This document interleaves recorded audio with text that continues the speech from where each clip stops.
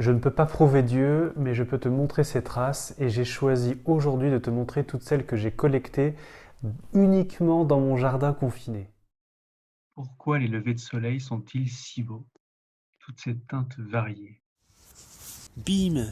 Des boutons d'or jaune, des pâquerettes jaunes et blanches, bim! Des pissenlits, c'est bon ça. Alors, ça c'est la fin des pissenlits. Alors ça, c'est des fleurs des champs violettes.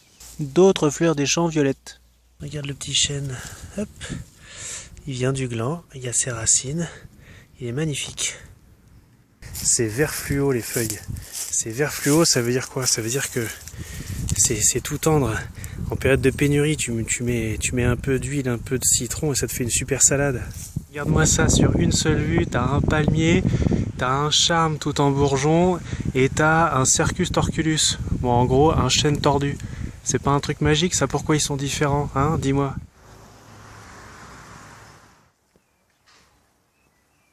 Bon, ça c'est chez le voisin, mais bim, un orangier. Tiens, regarde-moi ça, hyper rare à Bayonne. Une abeille.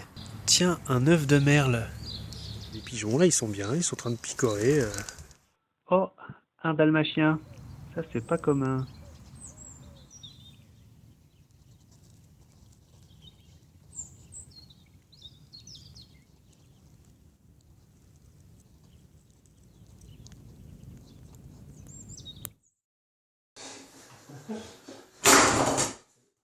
Voilà, mes images sont de piètre qualité et pourtant, tu as vu un monde merveilleusement beau et complexe.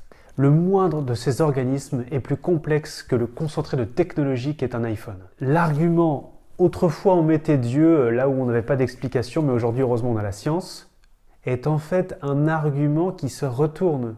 Il est pour l'existence de Dieu. En effet, si la science peut expliquer un phénomène, cela signifie que tout a un sens et logique, intelligent. J'attends de l'incroyant des preuves d'absurdité du monde.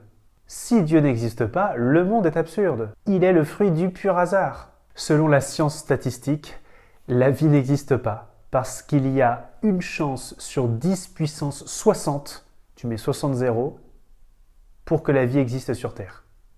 Or, la vie existe. Il y a dans l'embryon humain monocellulaire plus d'informations que nulle part ailleurs. Cette microcellule sait déjà comment fabriquer un tibia, le faire grandir, le soigner, tout en tissant le nerf optique et inculquant le réflexe de la palpitation au cœur. Et ce serait le fruit du hasard, d'un accident. Tu vois bien que ça ne tient pas. En conclusion, pour moi, il n'y a la place que pour le désespéré ou le contemplatif. Les indifférents ne se situant que d'un côté ou de l'autre, pas loin de la frontière. Aujourd'hui, j'ai parlé de la création, mais je reste convaincu qu'un geste d'amour est la plus grande preuve de l'existence de Dieu.